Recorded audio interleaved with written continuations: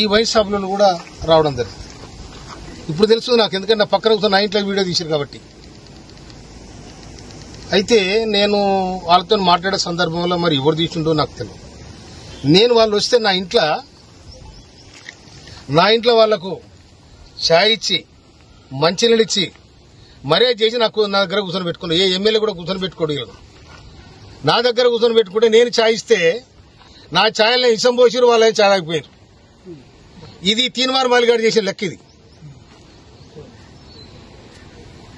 వారి మనసులు ఇవాళ ఒక మందుల సామెలంటోడు నికారసన ఉద్యమకారుణ్ణి ఇవాళ తుంగతుర్తి ప్రజలు నన్ను దీవించి ఈ విధంగా గెలిపించారు.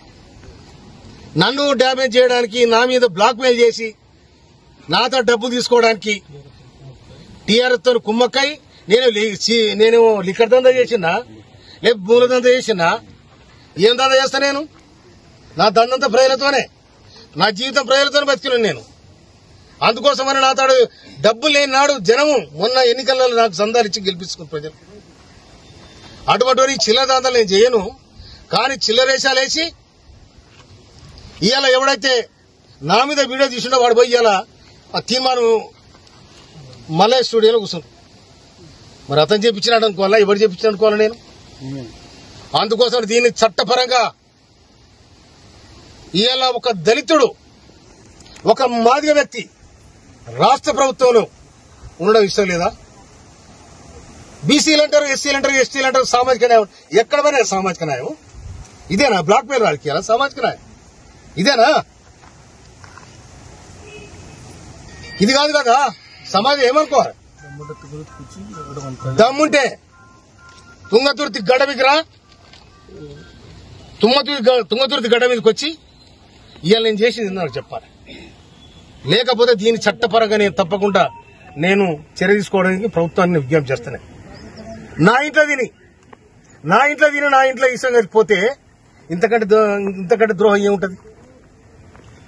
వాటిని నాకు ఫోన్ చేసి ఇంకా నీ వీడియోలు ఉన్నాయంటే, వీడియోలు అన్ని మలిచి నూక్కోరా నువ్వు, అన్ని మలిచి నూక్కో, ఏడు నువ్వు నూక్కో కొడక. మళ్ళా కనుక ఇది వస్తే తొక్కి నేను కథరే దొక్కబో చూసుకో. నేను మందుల సామరెడ్డి ఏమనుకున్నారు మీరు? నేను మా కార్యకర్త దలుచుకుంటే న్యాయం కోసం తుంగతుర్తి పోరుగడ్డ కొట్టని గడ్డ ఇది. కానీ మమ్మల్ని బ్లాక్ మెయిల్ చేసి, మమ్మల్ని చీటింగ్ చేసి, నా ఇంటికి వచ్చి నా దగ్గర తిని నాకు వీడియో తీపిస్తారా మీరు? నేను ఇవాళ సమాజంలో ఒక మార్పు రావాలి, గుర్తింపు రావాలి, ఒక సమాజం ఈ విధంగా ఉండాలని ఇవాళ కాంగ్రెస్ ప్రభుత్వం, ఇవాళ రేవంత్ రెడ్డి ప్రభుత్వం మేము విజ్ఞప్తి చేస్తే మాకు ఏబిసిడి వర్గీకరణ చేసింది. మాదిగ మంత్రి కావాలని కొట్లాడినా మేము. కొట్లాడి అధిష్టానం పోయి ఇవాళ మాదిగ మంత్రిని తీసుకొచ్చిన వాళ్ళ ప్రధాన పాత్ర వహించిన నేను. నా తమ్ముడు ఎమ్మెల్యేలు అందరూ అక్కడ చిన్నోళ్ళు, నేను చెప్తే వినరు వాళ్ళు. అరే తమ్ముడు, మనము చెదిరిపోతే ఆగమైతే వద్దురా, రాష్ట్ర ప్రభుత్వానికి మనం విజ్ఞప్తి చేస్తే మనకు మంత్రి పదవి వస్తే సామాజికంగా మాదిగలకు కూడా అవకాశం ఉంటుందని చెప్పి నా ప్రయత్నం చేసిన. ఈ ప్రయత్నం కూడా మీరు ఓర్వలేకపోతారు. మీరు ఓర్వలేకపోయినా ఓర్చున్నారు, అది నీ కర్మ. కానీ సమాజంలో చెప్పే మాటలు ఒకటి, చేసేది ఒకటి, చీటింగ్ దందాలు, మాఫియా గ్యాంగులు ఏమంటారంటారు, నా దగ్గర చూపెడతారా? అందుకోసమనే ఇయ్యాలి నేను నా మీదనైతే ఎవరైతే అకారణంగా నా ఇంటికి వచ్చి నా ఇంట్లో అన్నం తిని నా ఇంట్లో నా అన్నంలో ఇష్టం కలిపోయిన ఎవడెత్తుడో వారి మీద తప్పకుండా చర్య తీసుకోమని రాష్ట్ర ప్రభుత్వానికి, పోలీసు యంత్రాంగాన్ని కూడా చెప్తున్నా నేను. నిజంగానే నాకు ఎవరు డబ్బులు ఇచ్చే చెప్పాను,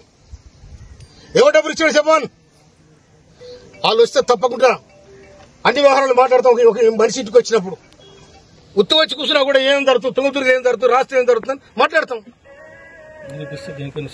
సార్ అంటే ఆ వీడియో వ్యవహారం అంటే ఉద్దేశపూర్వకంగానే జరిగిందంటారా లేదంటే